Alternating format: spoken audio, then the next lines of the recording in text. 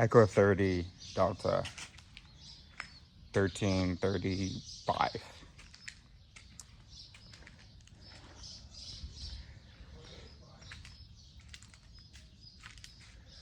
So I wanted my dad to buy me a jumper for the car, like a thing that you have charged up, and it's just a little portable device and to jumpstart your car. So he was looking for his card, but he picked up my mic in its case. And I had in my hands, what did I have in my hands? My phone maybe, and a beer. And when he realized, when I said, that's not your wallet, that's my mic, he goes, oh, and he tosses it to me. Even though I've got the can and my phone in my hand. So I catch it, spill a little bit of beer. And even before I catch it, sort of as I'm catching it, he says, oh my gosh, sorry about that. And then he says, I didn't mean to do that. And then he says, well, I did mean to do that. But then I realized it was a bad idea. Which is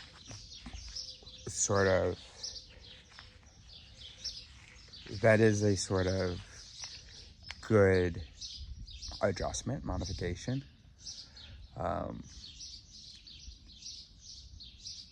Except not quite, but there are instances when that's something that is a good thing to say. I said, no, you didn't mean to do that. There was a mechanism in his brain that executed that, but it wouldn't be useful to describe that one mechanism as him, given that there are lots of other mechanisms that would be like, that's not a good idea. And he said, right. And I was like, oh, no disagreement? I didn't say that, but, oh. And he said, my brain meant to do it. No, a part of your brain meant to do it, but like I said, other parts wouldn't have approved of that idea. There's no difference between you and your brain. And no rebuttal. Because he knows that he's supposed to believe that he's his brain. He even thinks that he believes he's his brain. But then, of course, he'll say stuff like that. Like, all right, my brain meant to do it, but not me. And that would be pretty wild if your whole brain was like, hey, I got a good idea.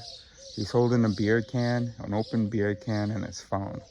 Let's toss something at him to catch. And then his consciousness, which is this latent, oh no, oh silly brain, oh silly brain.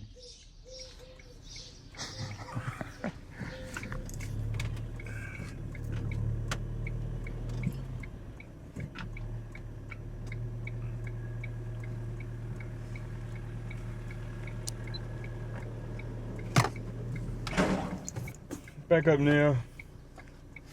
Good boy, buddy. Good boy. Just gotta let Dad in, and then you can get right back up there. How's that sound? I want to go along the beach, the Atlantic area, Okay. south. Very and then good. We'll reasonably. Do you have the? What's up? I just believed you got that out. Finished? Could be. No word how when the Germans are coming. No. When they come, don't mention the war.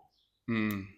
That was in the 60s. That was a running joke on the John Cleese program, 40 Towers. I haven't heard of Faulty Towers. Oh, you haven't? I think you watched it with me, probably forgotten. Okay. Monty Python. John Cleese was in that as well. Yeah. Faulty Towers is very funny. Okay. Okay. If you want a bit of light-hearted relief, I'll see if I can find Faulty Towers. I mean, I've watched that so many times. But it was when the Germans said, don't mention the war, and then he would mention the war. Yeah. Oh, okay, right, well, find it. YouTube.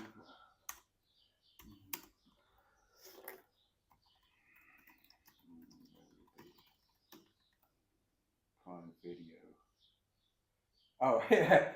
Right now on Prime Video on search, a party of German guests and a fire drill make for a memorable day at the hotel.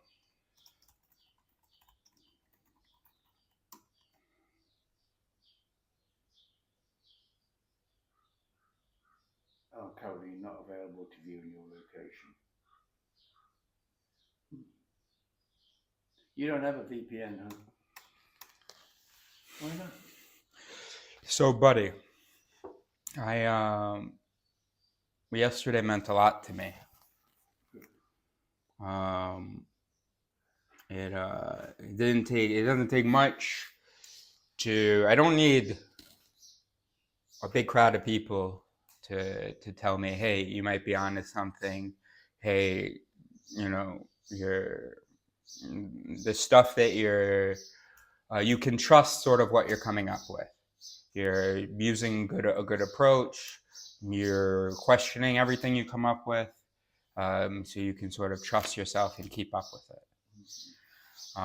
And so I felt like yesterday I got some assurance or some encouragement from you on that, and I appreciated it a lot.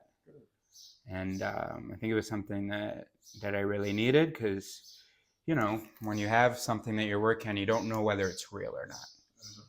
And so you need the people around you who hear it to let you know. And so yeah. So I mean, I've had people sort of tell me, but you, thank you very much for giving it a. You always have to test it, and that was one of my gifts. You have to test it as you along the way as you develop it. You've got to test it. Yeah, absolutely. And that will send you know, a change. Just like you stop using the word voices. You know, exactly. By experience, empirical experience. Yeah. But you got to test your thesis along the way. Yeah. And you could. There's a danger of running along theoretically.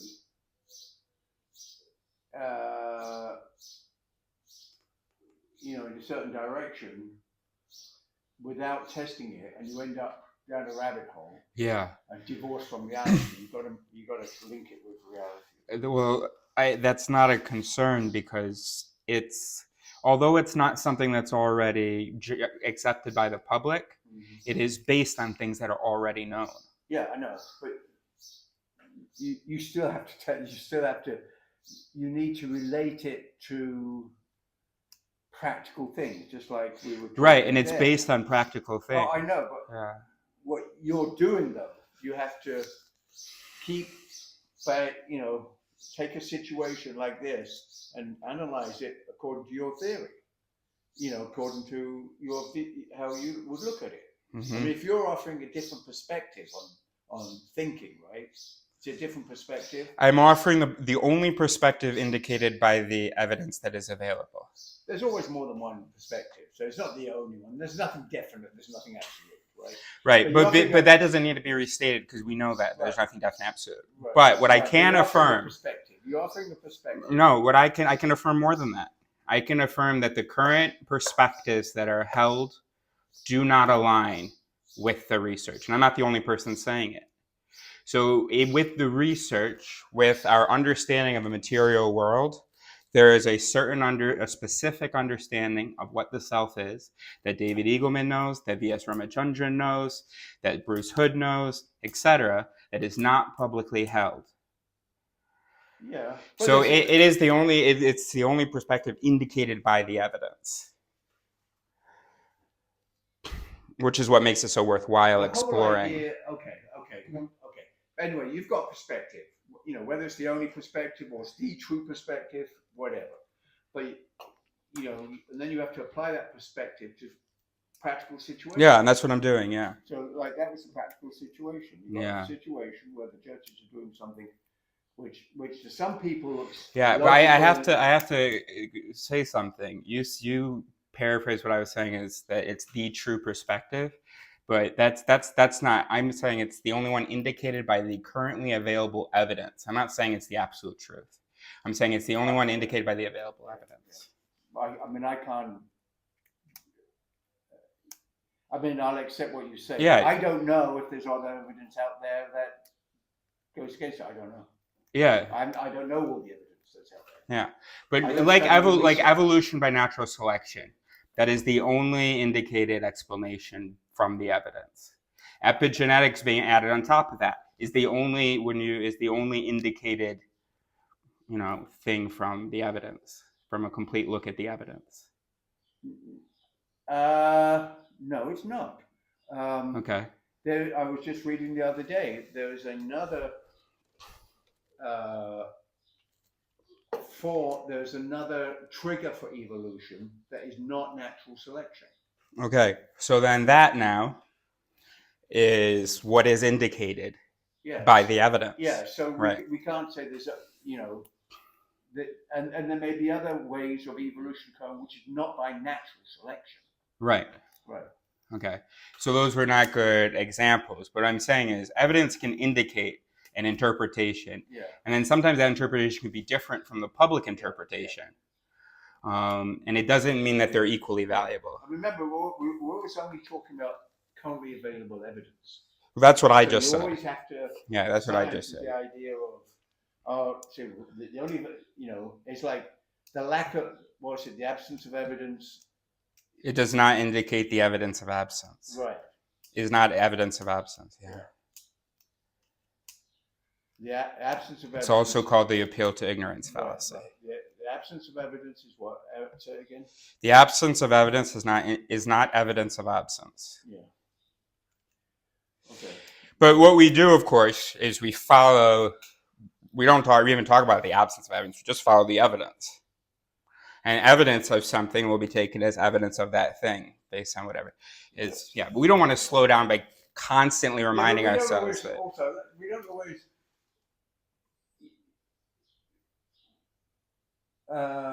Advances are often made by taking an imaginative jump above the available evidence. And I remember when we talked about this last year, you said that, and also the other thing. You said you kept stressing how important it is to be constantly researching and making sure it's tied to already demonstrated things. But then also in the conversation, we talked about the importance of being able to see ahead, see possibilities ahead, so that we kind of know what to look for. Look for exactly evidence. So it doesn't even actually matter whether. I think the amount of evidence that this is based on, I think it's like this, as far as the relationship between the idea and the stuff it's based on. But even if it's like this, that's okay. We don't need to linger on that because that's another way to do it. Right. Okay. All right. So when are we gonna have a picture? Oh, any chance you wanna hear the theory overview? Have you written it down? Yeah. Okay. Is it succinct? Is it bullet point? It's bullet points. It's well organized, and it covers a lot. There are some things that need to be revised in the phrasing. It is a first draft, but I think that the structure of it is good. Okay. Okay, I need a bit of a break now, though. Okay. Oh, sorry, I didn't hear you. I was focused on the turn. I told you I should have wanted to show you this place. Let's have a break before we test this.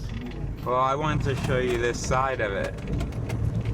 And then all we have to do is 20 minutes around and we'll be back down on the other side.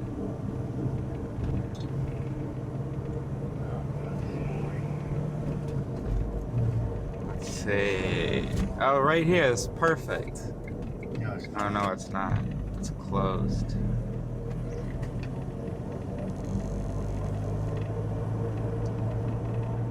I wonder whether you should also... 2024 Fober 01 Fox D 18 shit, I forgot.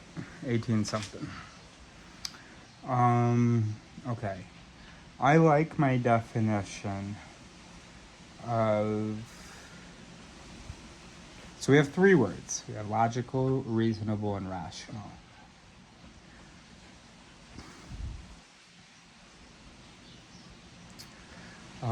Suppose we accept Pinker's definition of rational, meaning,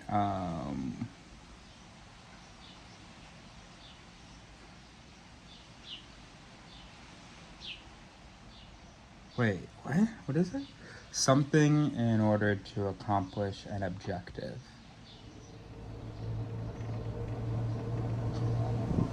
Alright, hold on a second.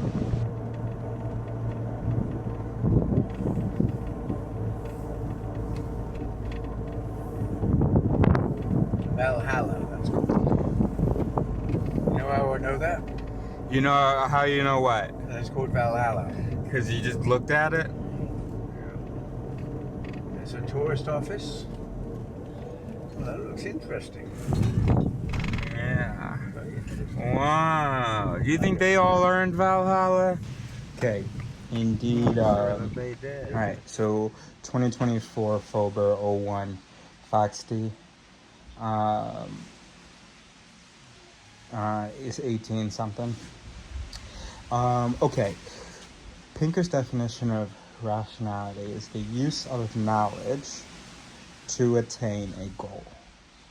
So indeed, we do have the issue that I just realized that we have. So if I define reasonable, let's say the sound reason is the correct treatment of information. Or no, what if we change that to, what if we say that that's logical? Logical is the correct treatment of information. Rational is the treatment of information to attain a goal. But there has to be some kind of, it's not just about your intention, it has to be some kind of success. So the correct treatment of information is correct enough to attain a goal. And then what if we define reasonable as just not endorsing Nia, come here. As as endorsing the most evident, most justified position.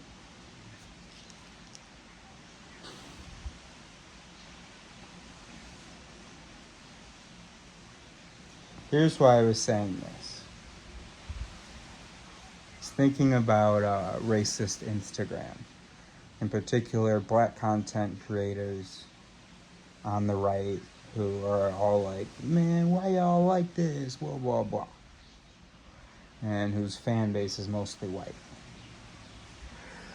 And I was imagining such a creator saying, you know, you gotta be reasonable. And there are issues with the fact that his definition of him using one of those three words, reasonable, irrational, not logical, but reasonable, irrational.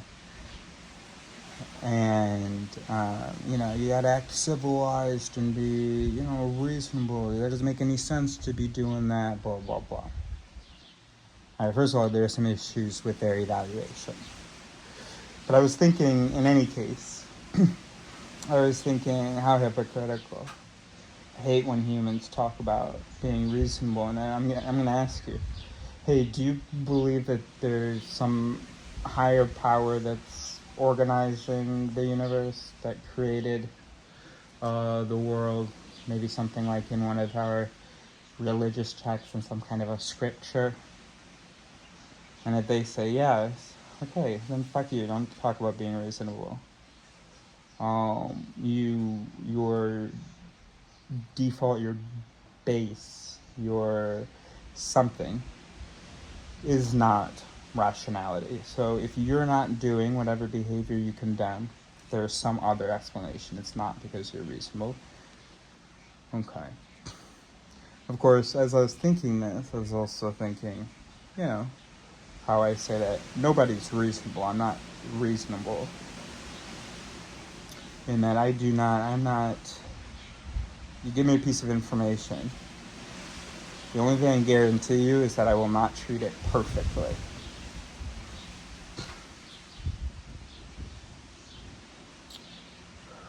But of course, there is some definition of reasonable that's useful.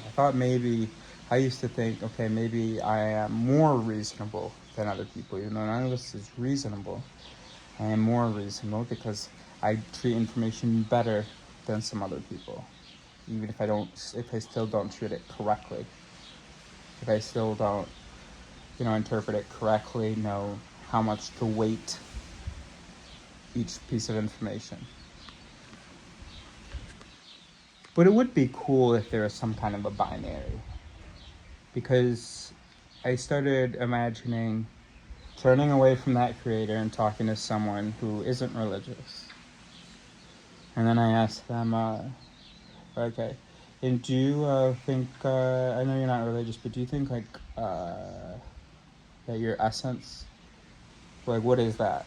And they don't tell me it's their neural activity. Okay, goodbye. Don't talk about reason. So what was this classification that I was doing? And penultimately, what I was thinking was that if I picture a reasonable person, I'm picturing me talking with someone, I'm picturing this other person, and I'm picturing the relief that I'm feeling. Because they aren't confidently saying bullshit. In fact, when people aren't very confident in any ideas, I tend to think of them as more reasonable, even more intelligent.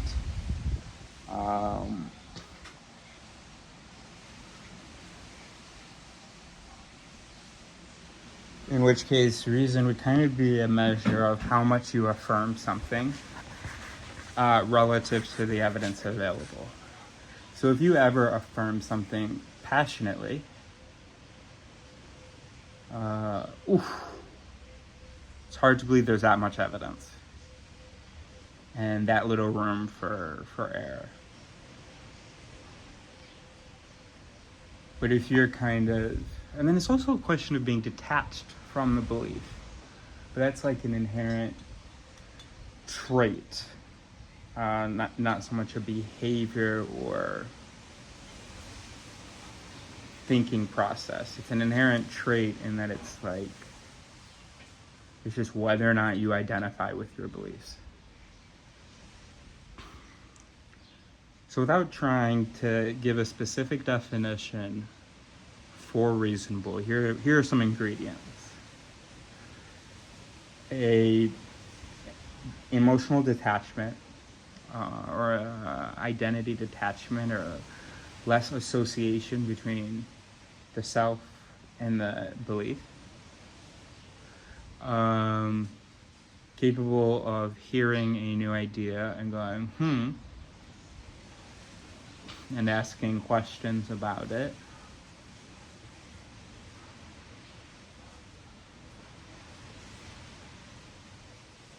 Being open to things without affirming. So something about the proportion of the intensity of affirmation to the quantity of evidence. But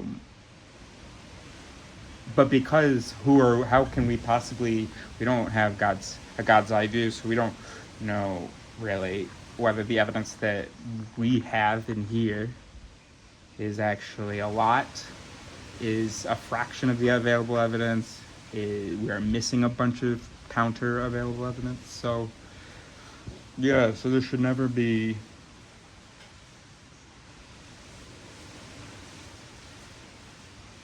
sort of passion. There can be passion about other things. There can be frustrations, about, for instance, your conversation partner doesn't seem to be super interested in or discussing evidence and just keeps affirming things. So, and we can get frustrated and passionate about how much evidence in general is being valued, how much, you know, logic as we see it is being valued. Yeah, the only way to be reasonable is sort of be slow with it. Huh, yeah, maybe. The problem with that is this. Huh, that might be a solution. Yeah, okay, maybe. No, wait, here's this problem. Yeah, you see what I mean?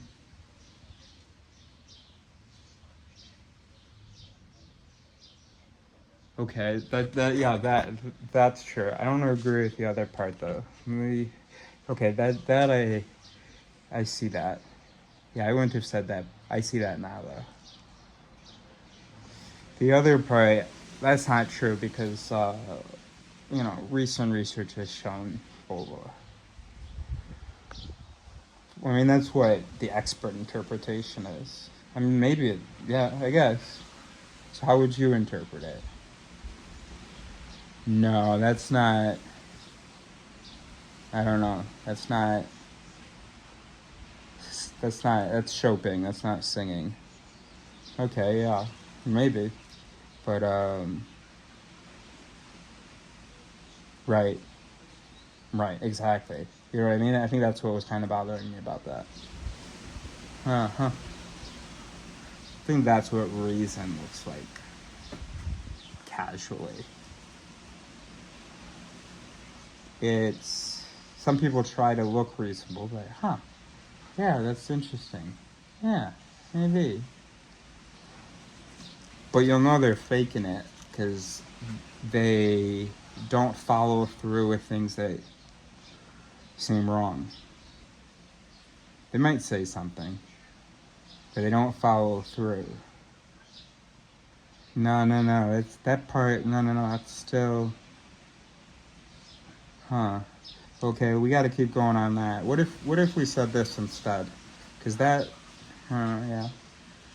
No, that's not it. It's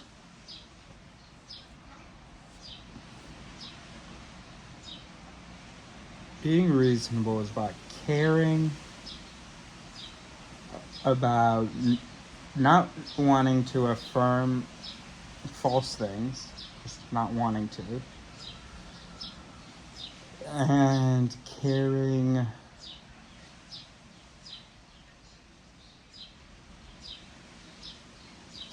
about anything that you do with a shrug, affirm.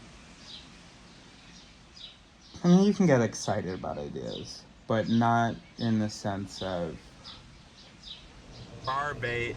But our thing is in Barbate. Oh, maybe I put it in wrong. Anyway, let's just leave it. Because I don't believe that you can drive for 20 minutes inside of Barbate. I don't believe that for a second. I don't think you can. Hi.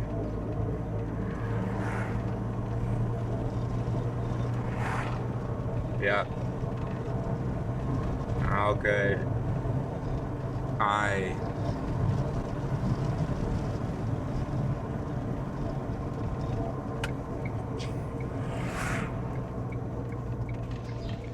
Foxtrot 01 Foxtrot 1830. Now, we'll just take Steven Pinker's goal. So we were defining reason in the past as the correct treatment of information. We'll just add that it's for a goal because, of course, so we can define rational as the correct treatment of information. Now we'll define logical as the correct treatment of information toward a goal. No. Maybe they should be different. What's the Spanish for hotel? Hotel, I think. Hotel. Any accents or?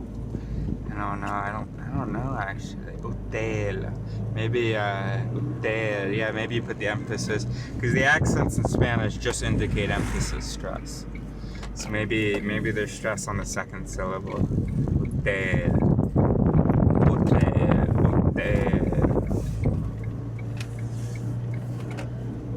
That discussion. There's no real need for life for that matter. If the circuits just work on physical principles, then who cares what the patterns of activity mean? What? Why does it matter what the mental content associated with a particular pattern of neural activity is, if it is solely the physical configuration of the circuitry that is going to determine what happens next? What is he talking about? They have set out as neuroscientists to explain how the workings of the brain generate or realize psychological phenomena. But we're in danger of explaining those phenomena away. Oh my goodness. It's all just physics at the end of the day. If the neuroscientists have it bad, pity the poor physicists, whose existential angst must run much deeper. Where neuroscientists can at least hold on to the view that the circuits in the brain are doing things, whether you are or not. Some physicists claim that even that functionality is an illusion. Yeah. After all, the brain is made of molecules and atoms that must Yeah. obey the laws of physics. Yeah, Just like Dad. the molecules and atoms in any other bit of matter. Yeah. You're not These special. small bits of matter are pushed and pulled by all the forces acting on them. Yes. Gravity, electromagnetism, the so-called strong and weak. Remember those forces you taught me about when I was a kid? And where each atom goes is fully determined by the way those interactions play out. You know, maybe for you, understanding the rainbow or the rose, it takes something away. Not for me. Not for me, buddy. Not for me, buddy. You have to listen to different points of view. Well, I'm saying I'm listening to different points of various range of. You haven't listened to this point of view. You haven't. Write it up, write a paper up so I can understand it on paper. If you can listen to this guy's audio, you can listen to me explain it to you. It's not the same, Why not? because I can read that. I've got the book too. Yeah, but you can listen to it as well. Yeah, I'm one of somebody knows. Huh? Yeah, Well, you can take notes while I'm talking to you. I'm gonna cook some dinner. Obviously, these reasons aren't real. There's some other reason that you want to talk about the value of listening to other points of view, but haven't even listened to the ones that I've been talking about. I haven't listened to you. You haven't. Well, then what's it theory? I don't understand it. Well, you would understand it if I had explained it to Okay, you. we'll sit and we'll do it now then, right? Okay, let's do it now then. I'm gonna sit down here. All right, let's do it now then. I'll be right back. Where was the Battle of Trafalgar?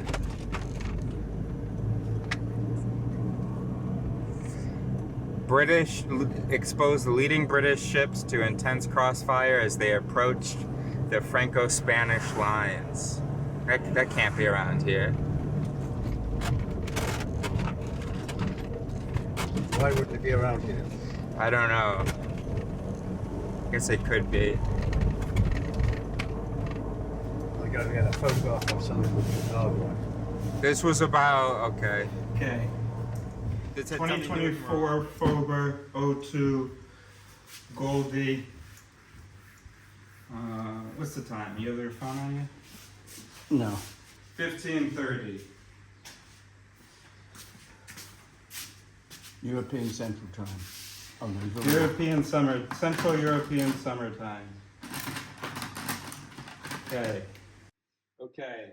Now, here's the rule.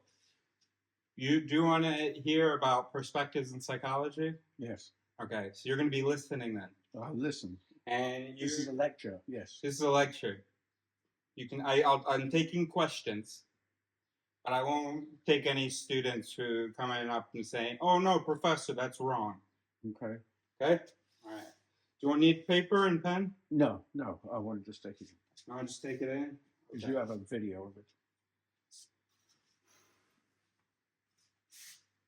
Can't you put that up on the TV? Because it's a TV or not? Yeah, I want to. Why not? Because I don't want to scratch the TV. See what the size is like. That's right against the screen. I'll put a little sheet over the TV. How's that? Okay. You gotta let me get into it. Okay, you gotta let me do that once. You gotta let me get into it. All right? There are certain fundamentals you're not going to like. Just have to believe me, or, you know, not permanently, but for Abe to be able to listen to it. Okay.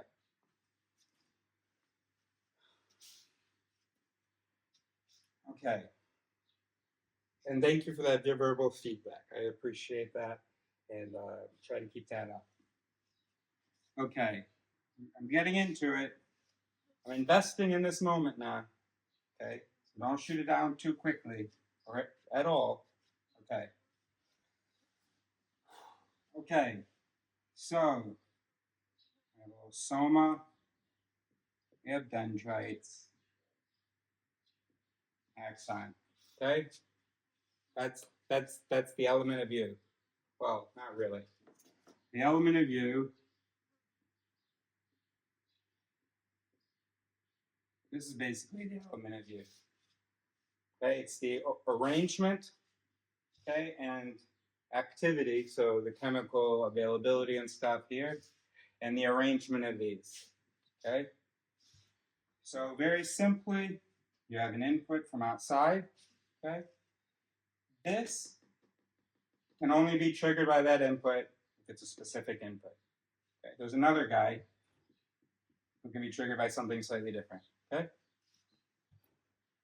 Input, output, behavior, speech, whatever, okay? That's it, all right? So, that's what the brain is. Bunch of neurons, boop, boop, boop, boop, boop, boop, boop. And you can have different sort of networks, okay? Series of neurons connected. These networks are going to interact, etc. Okay? It's all or nothing. You understand? Now, so this has a certain threshold for it's going to fire, okay? If it gets a yes from here, and from here, your spatial summation, that's going to be enough for it to fire. If it gets yes, yes, yes, yes, yes, all from here, temporal summation, that's going to be enough to get it over the threshold within a short period of time. And it's going to fire. Either it fires or it doesn't. All or nothing, okay? All or nothing. All right.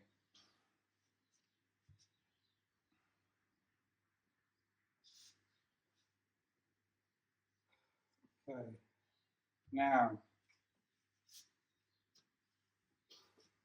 the arrangement of these and the chemical alimentation of them was determined by evolution, okay?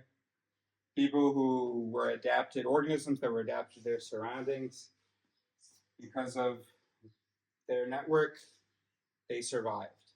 So that network stuck around, okay? So you went very simply, you went from, you had some, let's start with atoms. These atoms started bonding to form molecules. Molecules started bonding to form these protein things, okay? Proteins and other things, they're interacting, okay? To the point where you've got plants, okay, that are able to respond to stimuli. So you've got the sunlight. Sunlight is being processed by a network, I don't call them neurons, but by a network of interacting biological pieces. And the plant goes, oh, hey, sunlight's over there. Let me get some sunlight, okay? Does not make that choice, okay? That choice just happens, okay? And then you get the animal kingdom, okay? Now, once you've got an animal, you start to centralize some of the processing mechanisms as far as external stimuli. Not all of them. You have reflexes, you have other things, you have your skin reacts to touch, whatever. But a lot of things start getting centralized.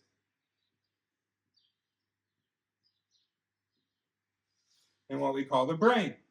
Okay, so most the processing mechanisms, the choices and stuff are in the brain. Okay.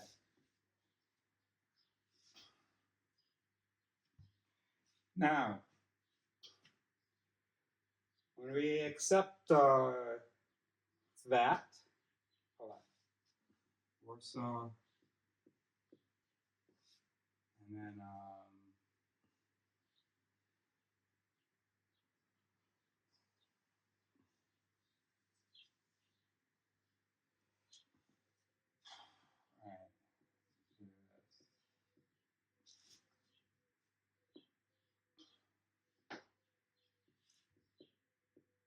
Okay, now we're going to do a brief overview of the mind, given what we've talked about the biology.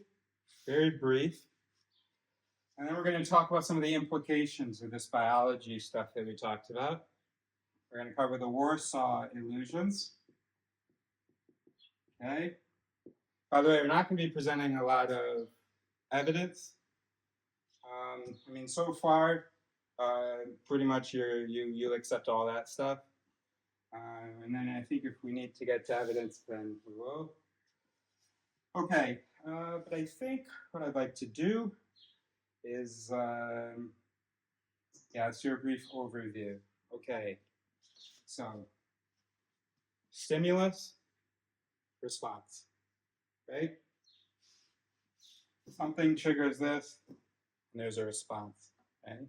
Now the response of the whole person is distributed across all of this stuff, okay? So it's not like a single neuron says, hey, we should run, understand?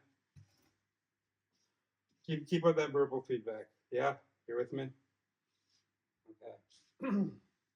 So in, out. Okay, now in logic, or in philosophy, or in argumentation,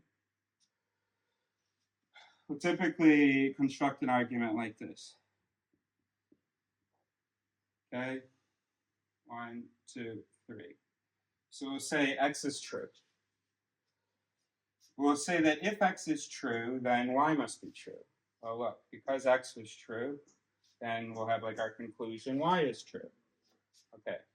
So what's important there is that if-then operation. Okay? In the case that, then I can affirm this. Okay? For this condition, then I respond this way. Okay? If I get activity here like this, then I activate this guy and this guy, or I vote to activate that guy and that guy anyway. Okay?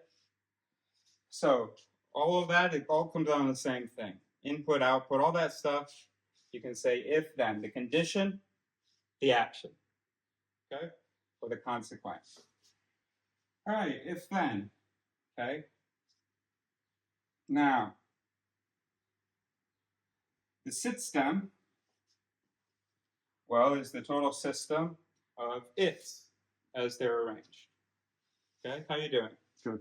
Good? Okay. Okay.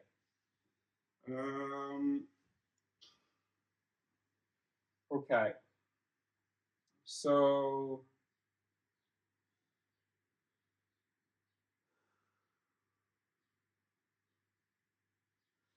okay. So how do I put this? Okay.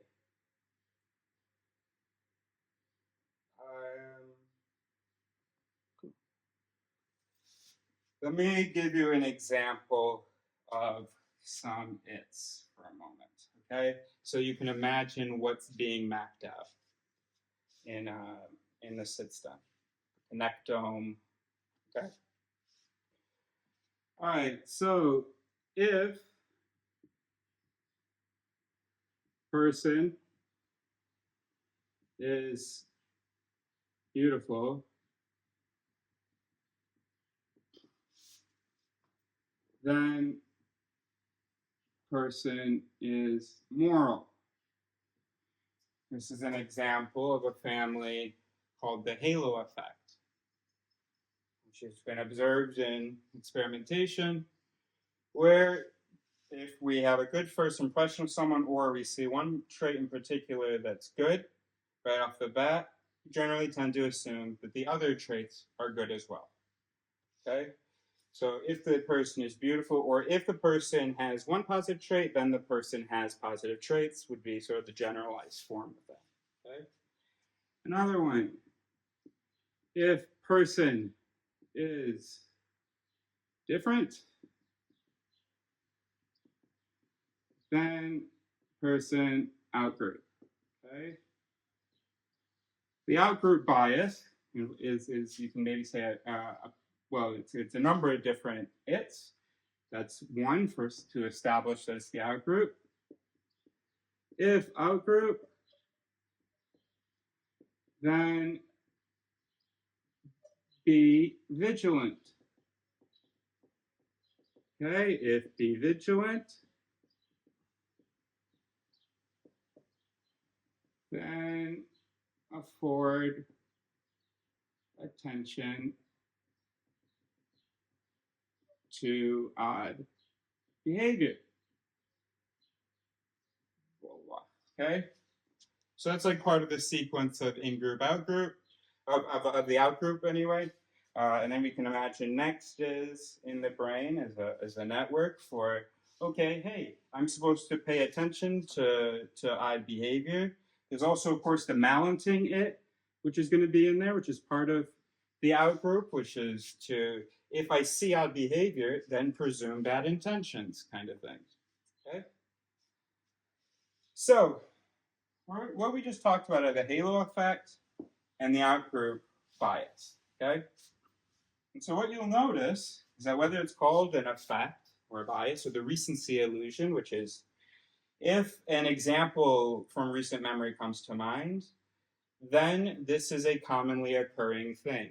Or then this deserves attention. If it's recent, then it deserves attention. Okay? So whether you call it a bias, heuristic, an illusion, an effect, whatever you like to call it, what you have here is an it that is not adaptive to the given situation. That's why we're calling it a bias. It does not get us good results here. Okay? So, any bias, fallacy, illusion, heuristic, effect, sunk cost fallacy. If I have invested, then it is worth investing in, continuing to invest in. Okay?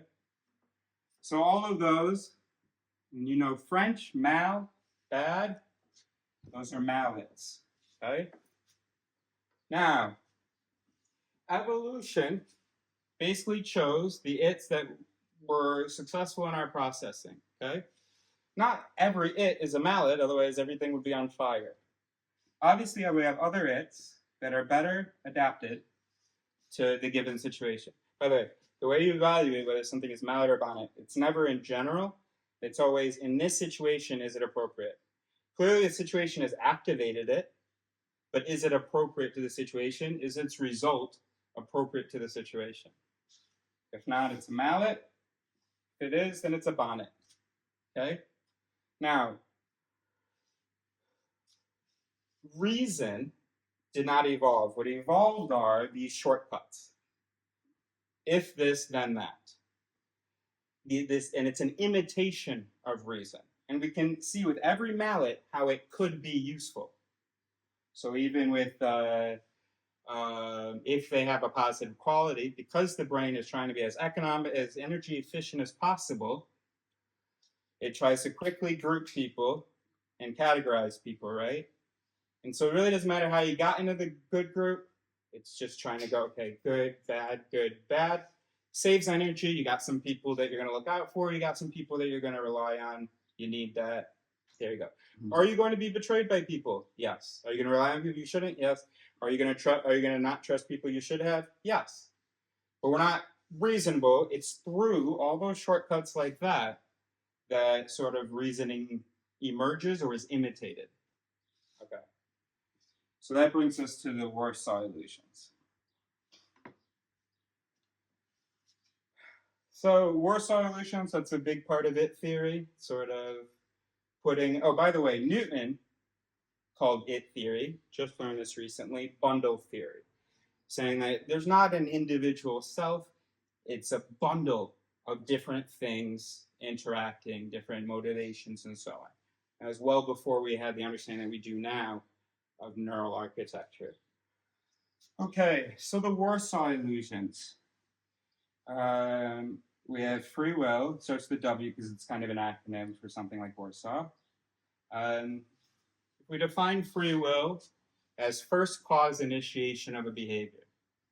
Okay, true free will would be regardless of what the conditions are, regardless of what might have activated what, right now I'm going to activate the behavioral protocol for this without any preceding cause. we're all part of the universe and the interaction of the universe.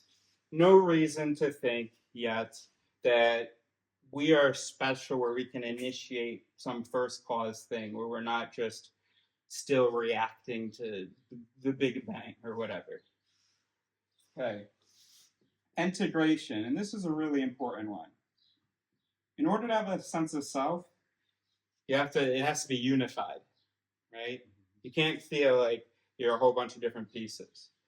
So part of the illusion is that we think that every piece of us is influencing appropriately every other piece of us.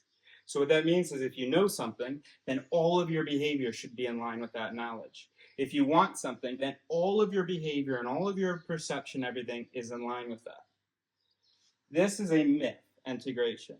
You do not have, something can be happening in the brain without affecting every single other thing in the brain, without being consulted by every single other process in the mind.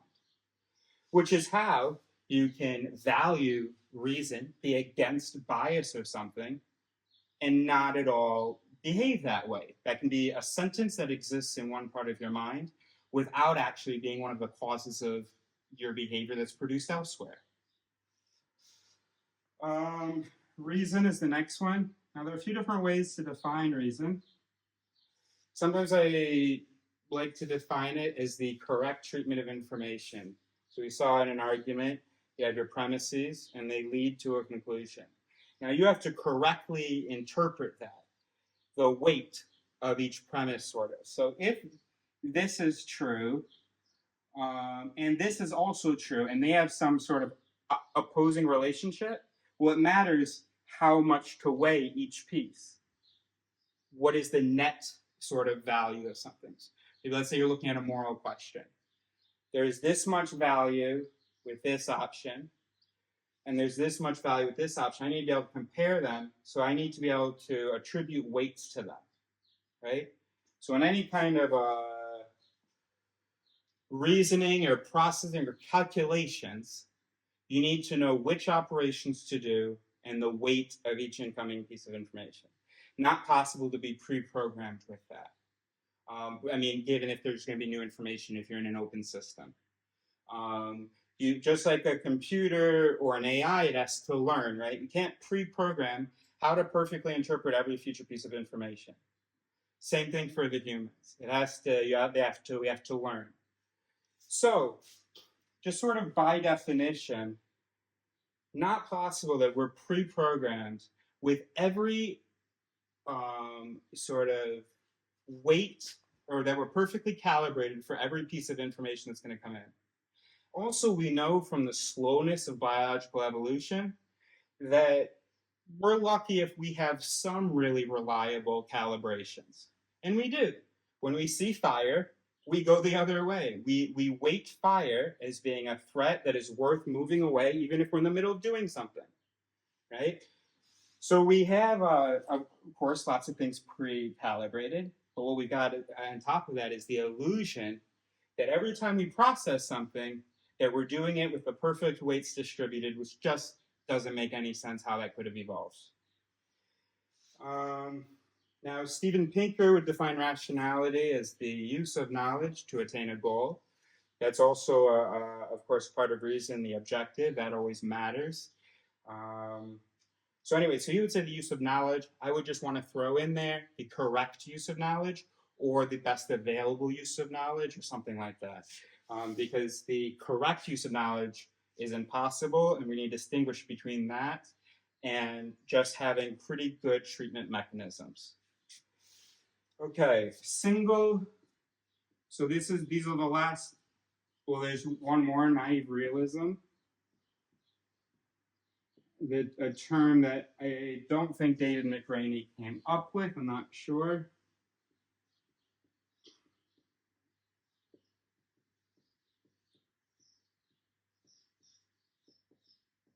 Okay, so we're talking here about the illusions that are sort of implications of just a very basic understanding of the nature of reality, that it's material, that things interact, that there's such a thing as cause and effect, and then that's pretty much everything. That's what so the implications of that for the mind are, despite the free will we feel, the sense of integration we have.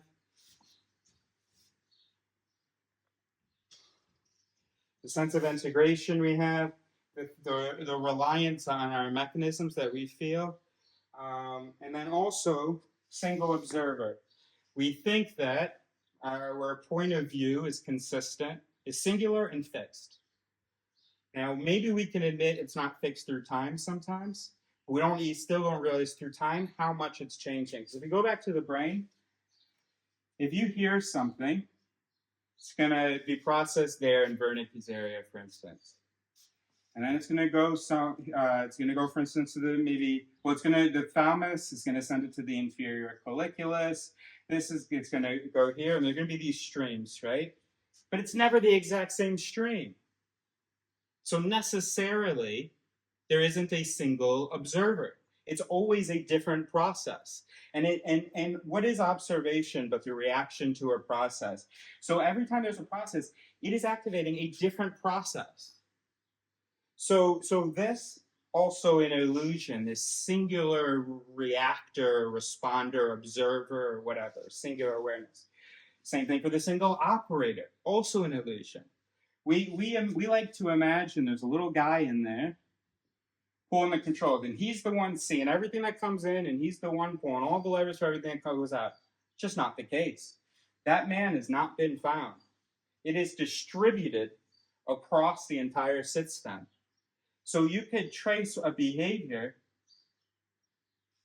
and then another behavior like this. So the source isn't the same, and you can't even say that there's a central thing that always sort of processes it. The self is distributed. Okay, so this is major. These are some really, and then naive realism is the assumption that you see the world as it is. Which just doesn't make any sense, because the world exists out here, and what you've got are synaptic representations of it in there. Okay? I had, before I learned about naive realism, the sensor myth, which I think is kind of the same thing. Basically, the idea that you sense the world as it is, but this is, one of the implications of this is, you just know. People really believe in that. You can tell. You see something, you just know. Or, I think this is what was happening in my brain, I could tell, or whatever. We think that we have this perfect sensor of things. We do not. Okay, now, the reason that we have all of these things is our conversation I very much enjoy. But first of all of this stuff has to be accepted, and stuff that maybe Kevin Mitchell will talk about. Okay.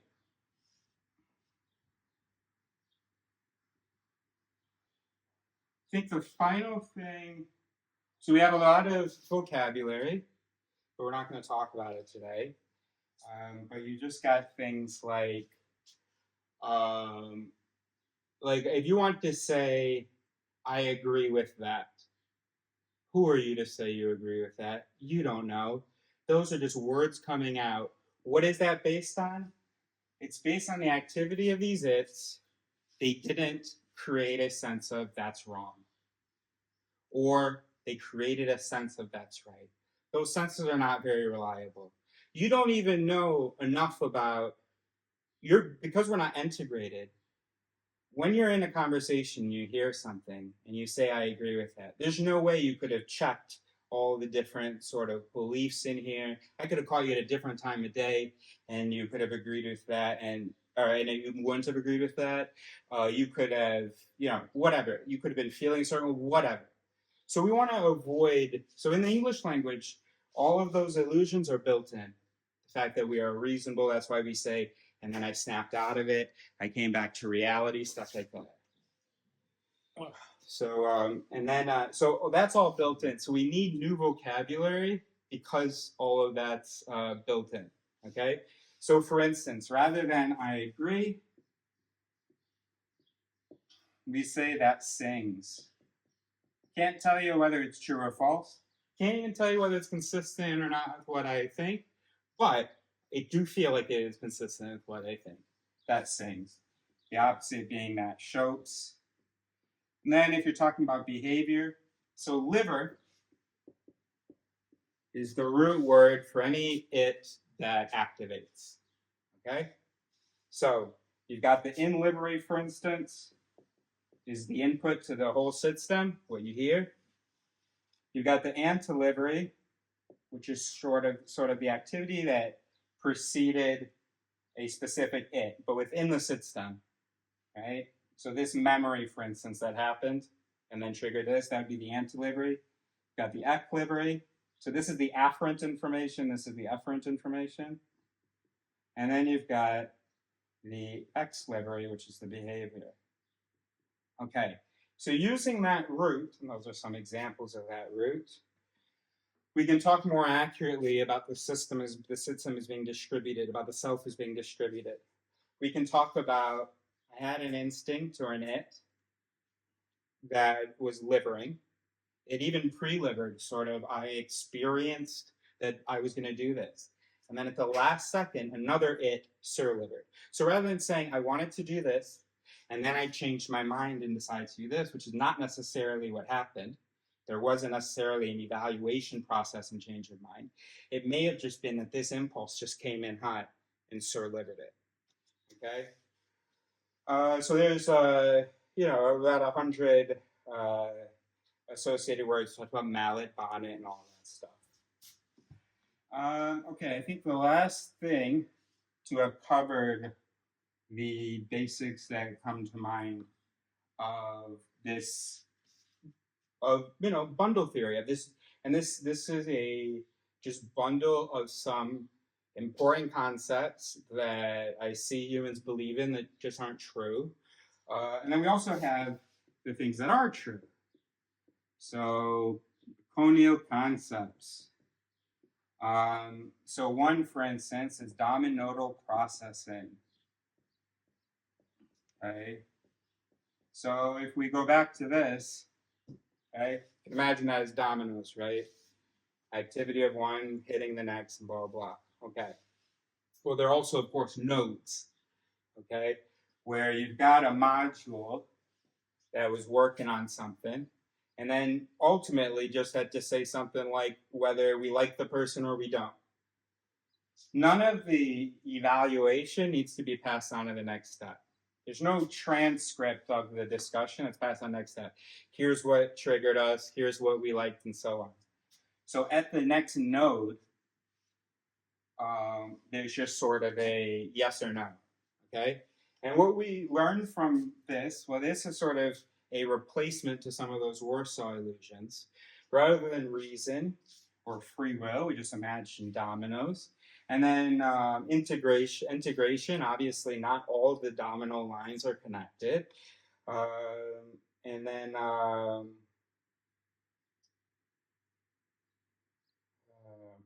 and then information loss at the nodes. Because there's information loss at the nodes. It's not like that the brain knows something but then hides it. The brain is not sort of a singular thing. I mean, it is, but it's a set of things. So more importantly, it'll just be that the information just didn't make it over to the next module. Okay, so with all of that said, that goes to the second reason that this is called it theory, not just because of if-then, but also because of the important de-anthropomorphization of our components, right? We are a mind, a human, okay? It's not what we think, but our components are not little minds, right? They're just these little automatic mechanisms. They're these neurons, or if you're talking about the mind, then you can use language to refer to what we imagine the processing is.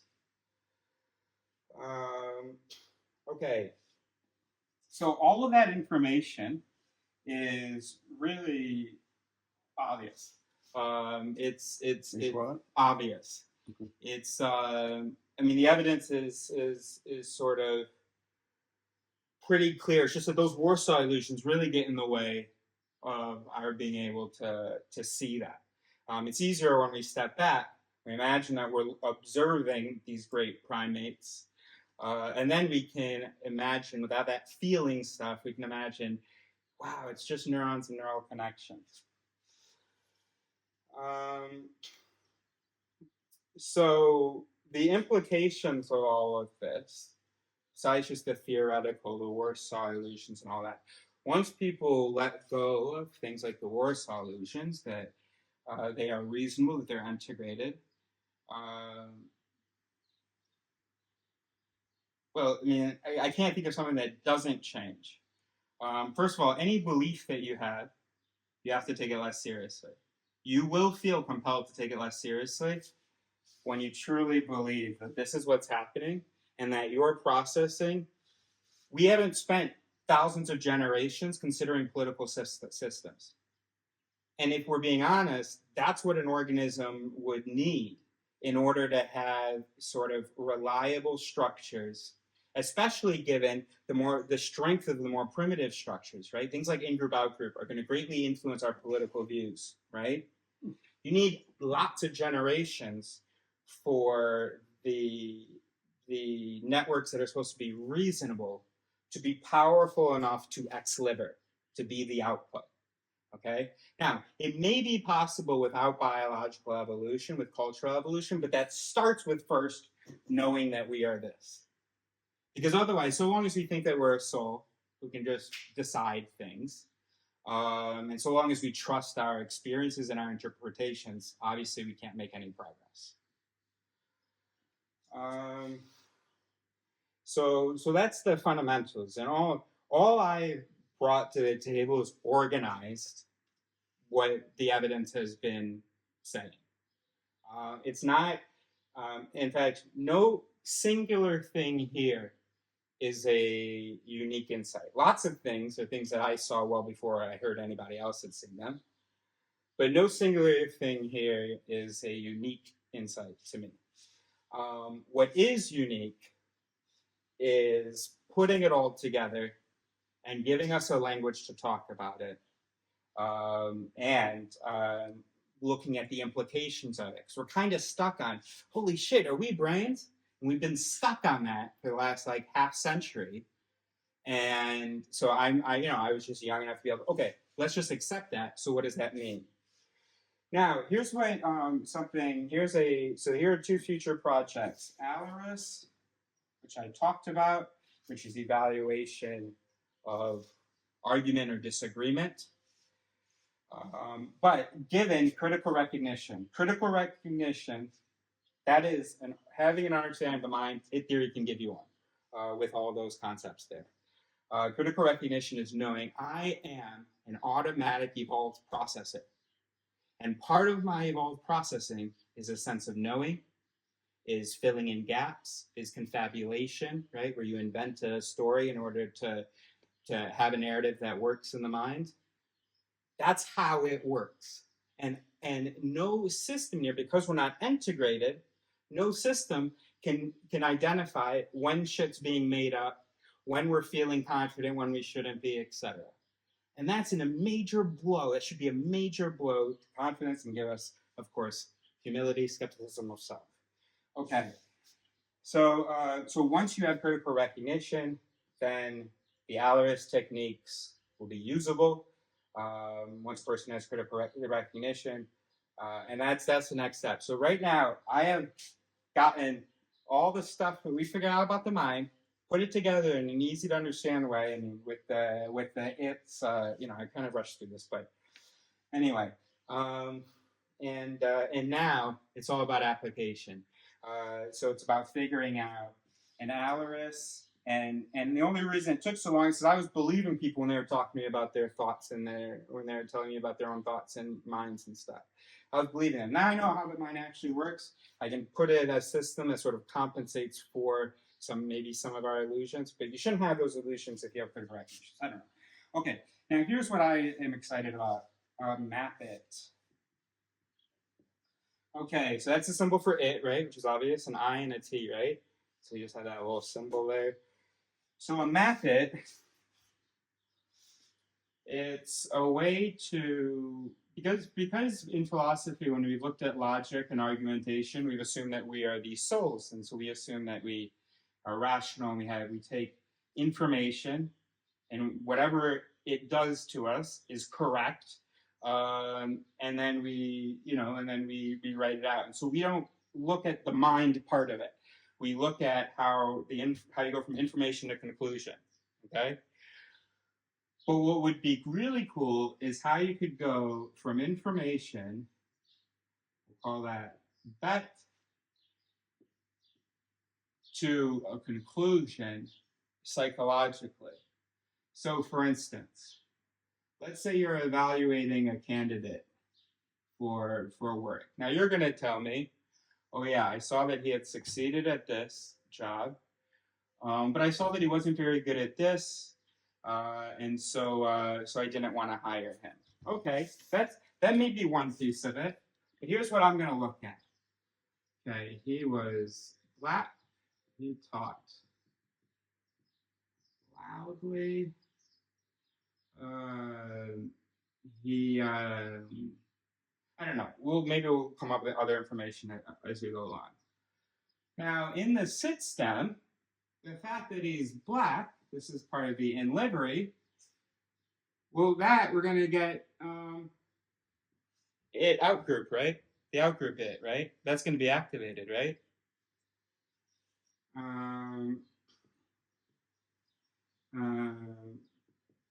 Now let's look at his 4.0 GPA in high school, and let's look at his. I don't know whether you even do 3.6 in college. Watch how these things interact. So this comes in.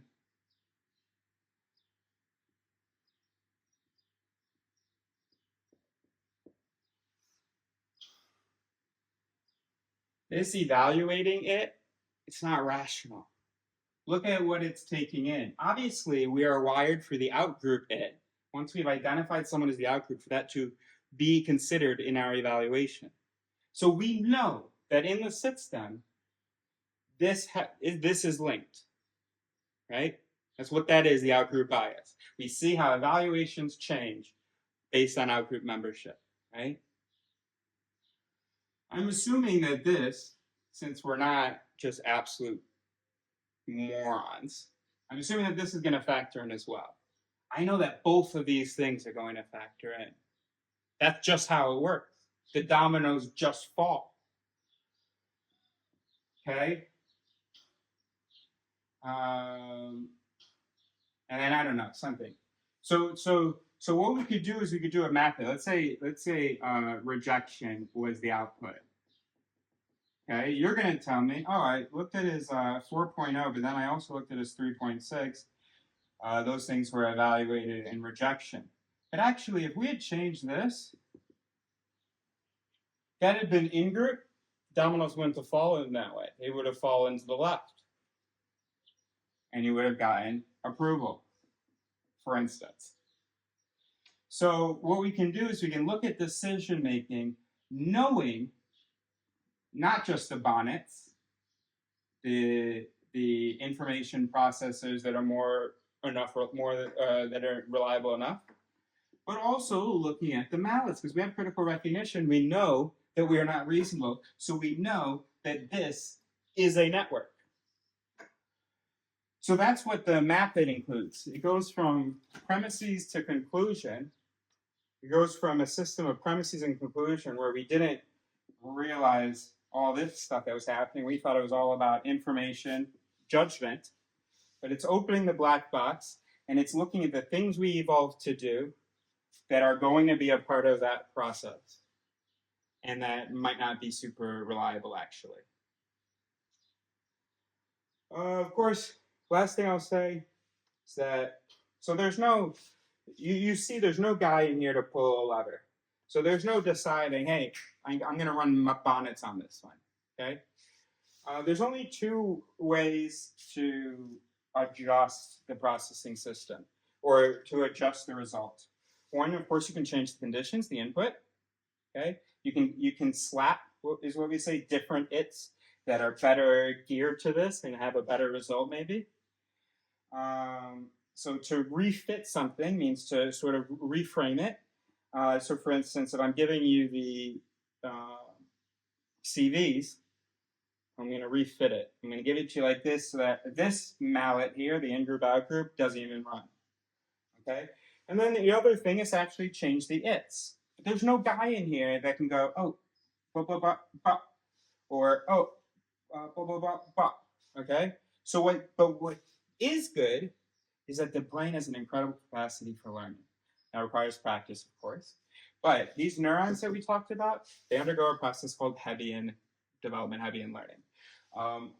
When these activate here, the connections are strengthened. When there has been inactivity for a while, they start to sort of be pruned, or at least to lose, connection. So through practice, through reward systems and stuff like that, you can re-habit, and habit because Hebbian or Donald Hebb, and then also a habit, right? So you can re-habit and then have it, right? So quite clever. You can re-habit the system. You can change the weights, right? So in some people's brain, for instance, for this outgroup mallet, it has different weights in different people's brains, right? We talked about the weights earlier and how it's calibrated. Some people, everybody has an in-group, out-group bias. Some people, this is going to be more weighted, and for some people, it's going to be less weighted, okay? But that weight can, of course, change as we learn, not through a decision. The decision network isn't like a biological sort of manipulator itself. You can't say, okay, I'm going to decide to see this wavelength as red. I'm going to decide to feel this way. That's not how that works. But through practice behavior, through deciding to do a behavior, to expose yourself to certain conditions, to disallow certain X liberates, then through that, the networks will be adjusting. All right, last thing I'll say, just with that, for instance. So that's an example of an it theory therapy, which is basically just the same thing as use it or lose it. So it's no heed, no need. So if you have, for instance, anxiety, you have some anxious its in a particular situation, and those anxious its make you want to ask, hey, were you talking about me or something? Or I don't know, or maybe those anxious its make you, I don't know. Anyway, do something that you don't want to do. For you, that anxious it is a mallet. It's not serving you well. Okay, so you need to figure out a way to not heed it. Again, it's not a first cause thing. You don't snap your fingers and say, this is no longer going to affect me. No. What you have to do is you have to maybe distract yourself or get someone else to distract you. Or you have to, you can handcuff yourself to make sure you're not able to heed the impulse, whatever. And then eventually that will be unhabited. The brain has already in it a principle, no heed, no need.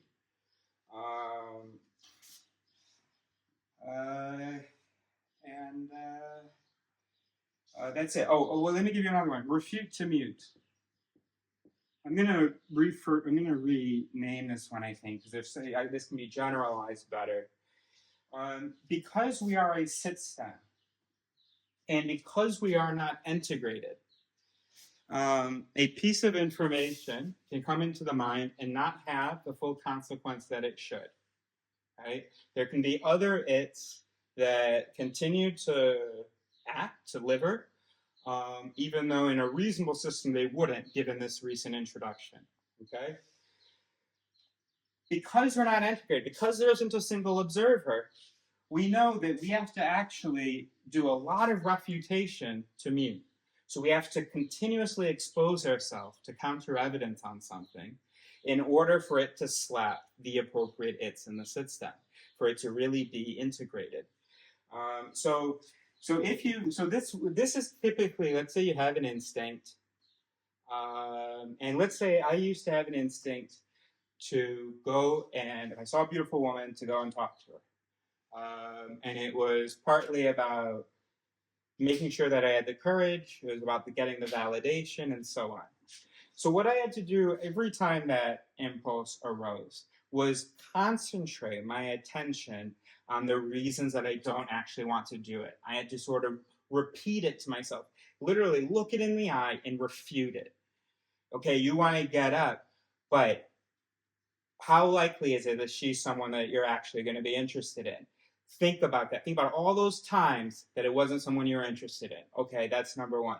Number two, you know, oh, this is kind of announce to pounce. You know, and this is when you have identified an it, a SUSIT, we can say, so it's an it that is definitely, you're speculating that it's happening based on the output. You're like, oh, that must be in there producing this output. So you announce it in order to be able to engage with it, because a lot happens through language in the mind. A lot of the connections are semantic. So by literally saying it out loud, I have this impulse to do this. That information's going back into the auditory cortex and getting kind of announced to quite a few its that may not have been able to engage with it before you literally said it out loud. And so I say, no, you are doing that because you want the validation. And when I hear that, that triggers a sort of disgust with that. What? You're that kind of guy who needs validation? And then what does that do? That pulses. That's the opposite of slap. Slap is to trigger. That pulses the instinct to get up and do it. Or that mutes it by refuting to mute it. So I just started. What I've finished is all the stuff that we've already figured out. I got it nice in a package. I've named things, like malenting, for instance. I've named it, so the concepts are clear and organized. Now it's about application through doing examples of a map it. Looking at a conversation or looking at what somebody says, and based on my knowledge of those mallets that most people don't acknowledge, doing a map of activity that could have led to what the person said or decided or how they behaved. Okay. So, does that sound so crazy? No. Doesn't, does it? No. It's actually just over 50 minutes. Here's Cornel. Yes.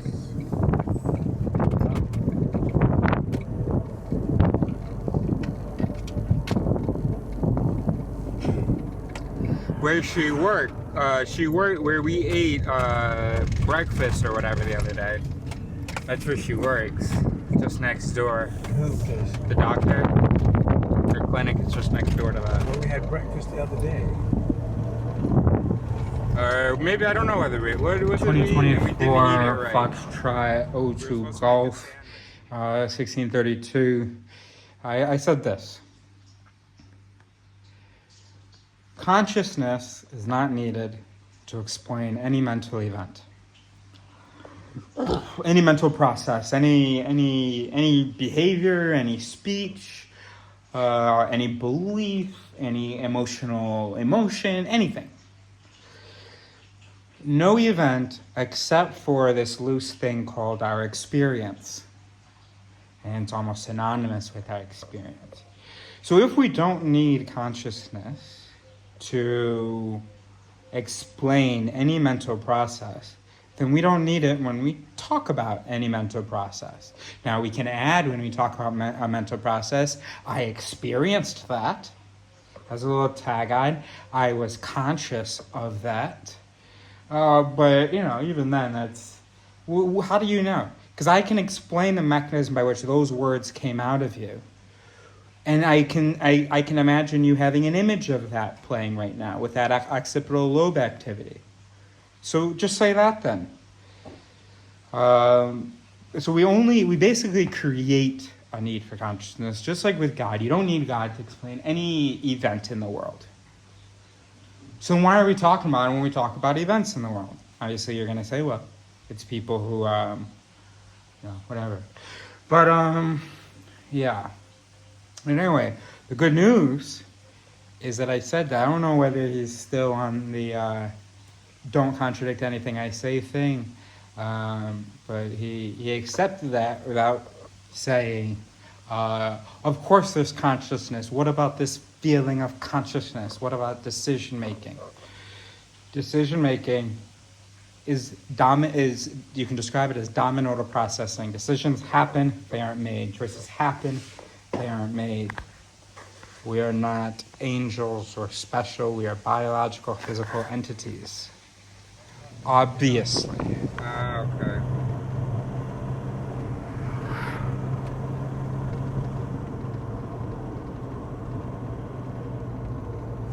Yeah, that can't hurt. Let's go. Let's go to Mercadona.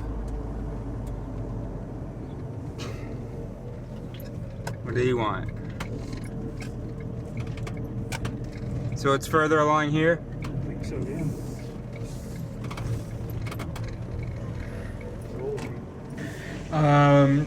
Foxtrot 02 Golf 1634. I am having a little beer because we don't have any more non-alcoholic here. Fuck, sorry. Oh yeah. And I know that there was a belief in the soul because of a few different things that were said. Like, oh yeah, I didn't mean to do that. My brain did. And, oh yeah, how does decision making work? Maybe the brain presents choices to you. So consistent differentiating between a system that we've seen do things and a system that we've never even seen, period, but we experience to whom these choices are being presented. Where is it? I thought you said it's on the left side. No, we'll be on the left side. Ah.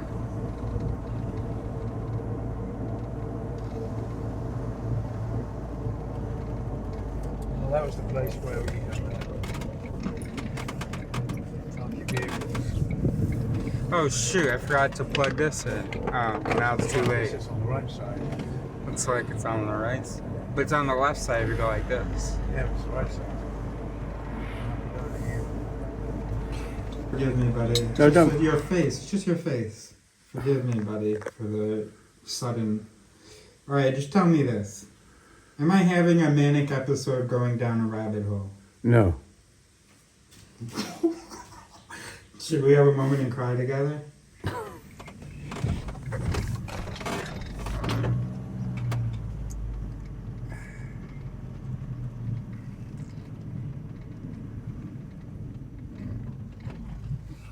Good. Okay.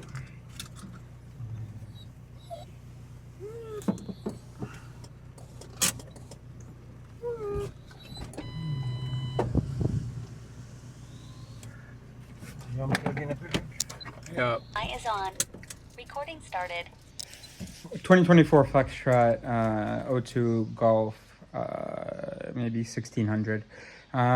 So what you're about to see is, so if this is your first time, my dad's been slowing me down a great deal with my work.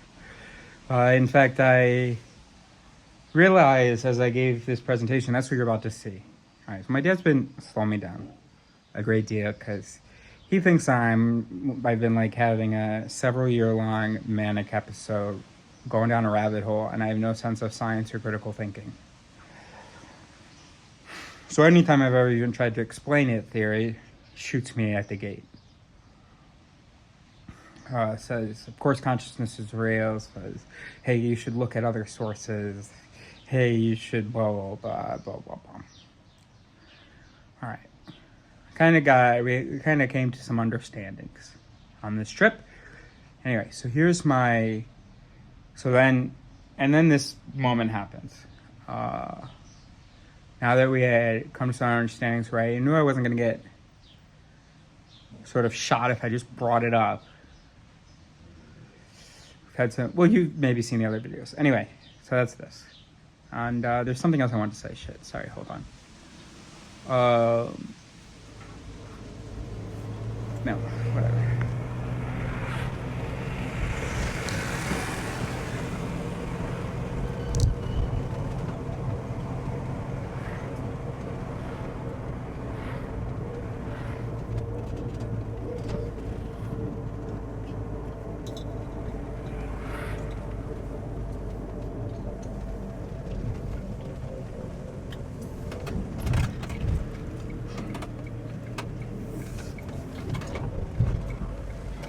Foxtrot 02 Golf 1643, about 30 seconds later from the previous video.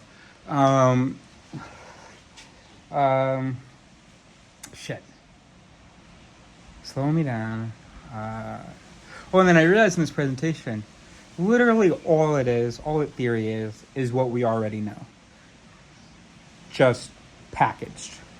Which I've said a number of times, especially to him recently. And it's just like, whoa. Actually, because I mean, I don't know whether he was just playing along or what, but it seemed like there was nothing to disagree with. It's all just basic fact. Just with nice names. And it's like, damn, bro.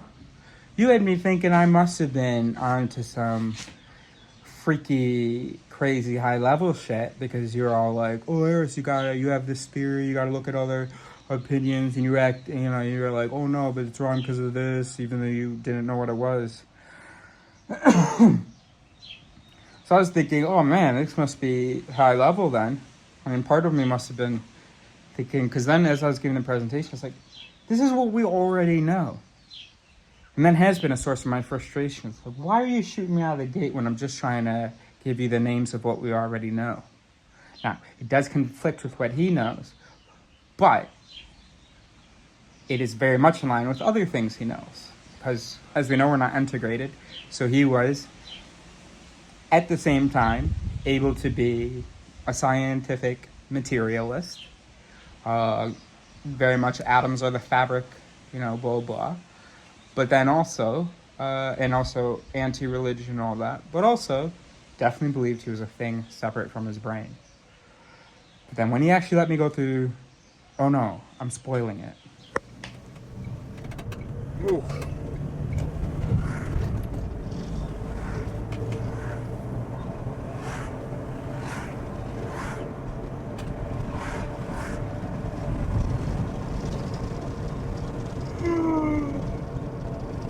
There's a water treatment plant. So they push. Oh, that's probably what he was. That guy was warning me about. They push that. Stuff's pushed out into the river, which opens up. Yeah. Foxtrot 02 Golf 1646. Anyway, the point is, I don't know when you're saying this right now, but the point is that I'm very excited about the work that's coming because I think that the work that's coming is actually new stuff. Now that I've gotten a pretty complete package of the latest of our understanding, if we don't include anything quantum and we just assume a Newtonian biological world, then I've got that. Now it's the application phase. We kind of felt like we started the application phase about 2 months ago or so. And that is, but now that if Dad can validate the foundations, I think that's enough for this system to, all right, let's apply this stuff properly with vigor and passion.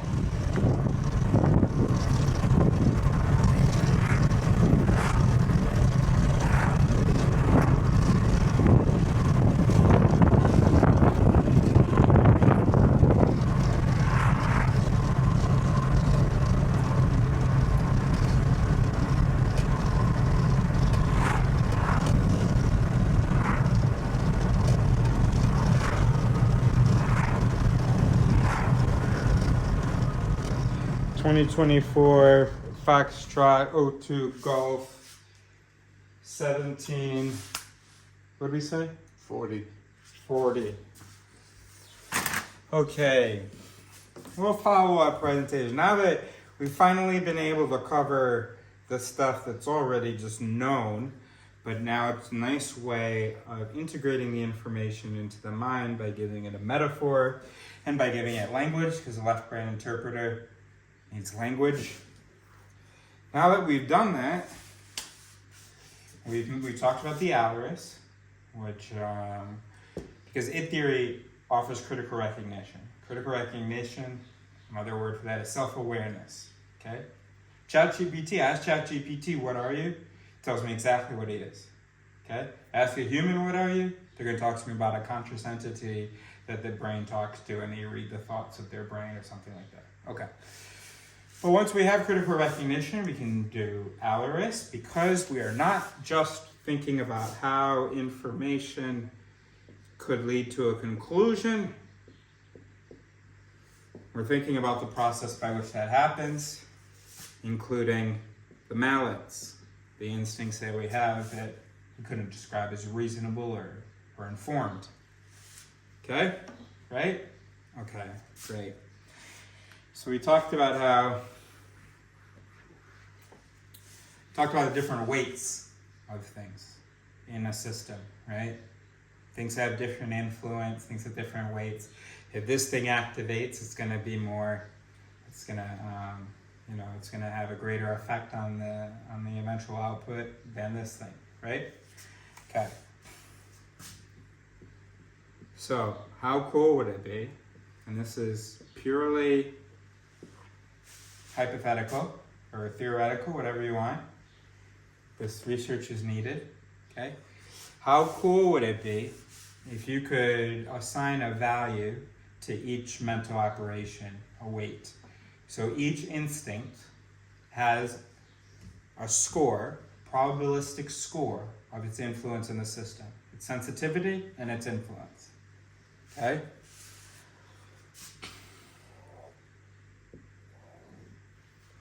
So what you could imagine is, this is the afferent side, this is the efferent side, okay? So A, E, all right?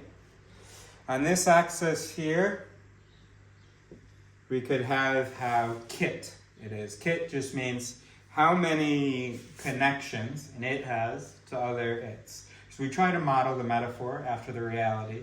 Neurons are connected to, a given neuron is connected to a certain number of other neurons. And we can imagine that a mental mechanism has a certain measurable, quantifiable influence. That if this mental mechanism runs, if this it runs, it's gonna slap that guy, and that guy, right? Okay, so kit, that's the connections, the number of connections of that. So you have a neuron, here are its axonal feet, and it's hitting this neuron, it's hitting this neuron, it's hitting this neuron. And we can imagine that for a mental mechanism as well. So if you have the in-group, out-group it, it's going to hit the evaluation it, it's going to hit the mood in the moment it, it's going to hit the trust it, whatever. Right? Okay.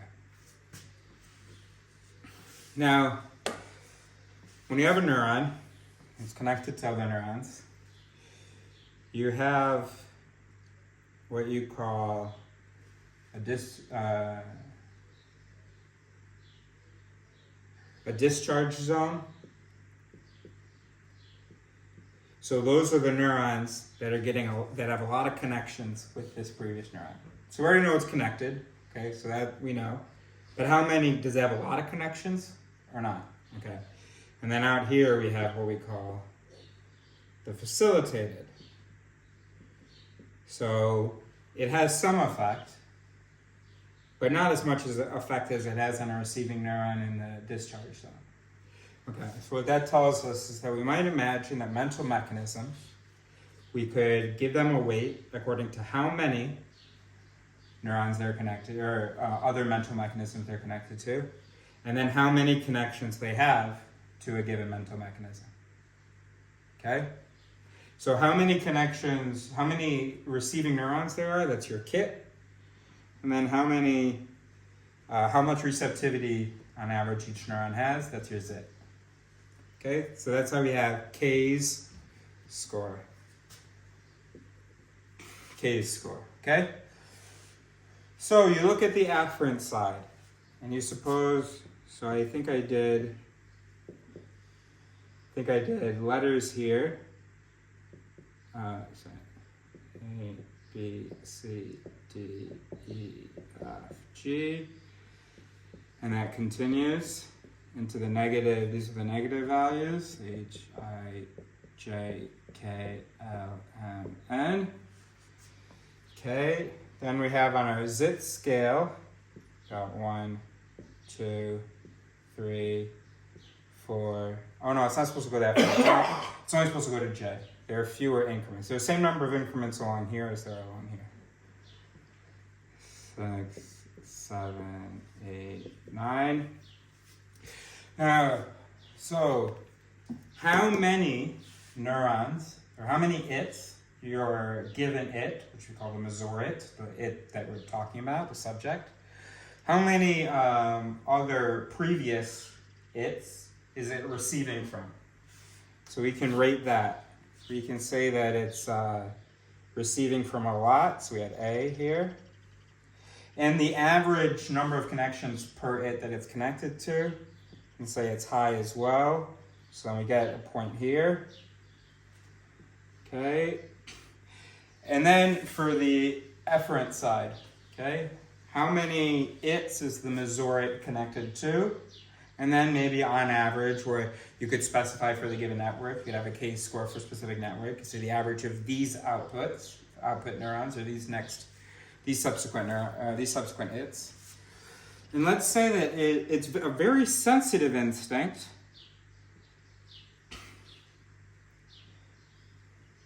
But its output is mild. It's not going to surliver another instinct necessarily. Almost like you can imagine a recessive output. Okay, and then you would have your score for that instinct, for that it. So your score here would be A1 H6. And we know what the center point is, which is I've done it wrong, but suppose here with what I've drawn, it's G5. So it's how far each one is from G5. So the first term, or the first pair, is very far from G5. It's all the way up at A1. Second pair, very close. Okay, so what you know is this is a very sensitive it, but a not super influential it. It's purely just an imagining of a way that we could maybe quantify and compare processing instincts. Does that make sense? No. I mean, how do you know how many connections and neurons are involved? How do you know? Yeah. Well, hold on. Did you hear what I just said? This is a theoretical way of how one might be able to measure mechanisms. Now, your question is, how do you measure how many neurons a neuron is connected to? Is that a real question? Use a dye. Mm-hmm. Use a dye. You dye it, and you see where it's connected to. Do we have the technology today? I don't know. But that's not relevant because we're not literally talking about neurons anyway. We're talking about mechanisms. So what the work would be identifying important mechanisms given a certain condition. What are the its that typically run if you're in X situation? And among those its, what are their relative strengths? Which of them are more easily activated? And also which of them have a greater effect relative to the other ones involved? What do you mean how many connections a neuron has to other connections? No, you were talking about over here. Huh? What's all that? I mean, how do you know what's involved up there? You use a dye. You look at it with some kind of imaging technology. In the brain? The humans? If you're talking about neurons, yes. So do you not think it's possible to see how... Before you make a decision, and you want to... Well, what's the cat score on this? You gotta do some imaging? No, you don't determine a K-score. You look up the K-score. The K-score is experimentally found, obviously. So you see what the K-score is. You say, okay, gosh, you can go in for testing, for instance. You take an implicit bias test, for instance, and we see what the latency is on your ability to categorize a thing that is both good and black, or is either good or black, okay? You have a very low latency on that. So that means that your in-group, out-group bias doesn't have an enormous effect. So now that you've gone in for this testing, you can tell someone, oh, hey, my K-score for in-group, out-group is about G4H6. So then you tell your boss, hey, you want a good hiring person? Me, I'm not very easily influenced by the color of someone's skin because I went in for testing and we saw that I don't easily notice different in-group, out-group distinctions, and those in-group, out-group distinctions don't have a major effect on my processing. No, this is information about the self. Of course you can't figure out your K-score, your own K-score. Now, there's some things. You can't observe your behavior and your feelings and stuff. So for instance, I know that I have a very high K-score for self-doubt. I know that at any opportunity, it's going to be over here, it's going to be an A1. Lots and lots of conditions are going to trigger my self-doubt. And then my self-doubt is going to affect a lot of subsequent processes. Every time I think about a thing, I'm going to go back to that doubt. So we're going to say that's going to be an N9. So I know that I'm someone who is pathologically self-doubtful because my doubt is extremely sensitive and extremely influential. Okay. Does that make sense? Mm-hmm. Really, does that make sense? Mm-hmm. Okay.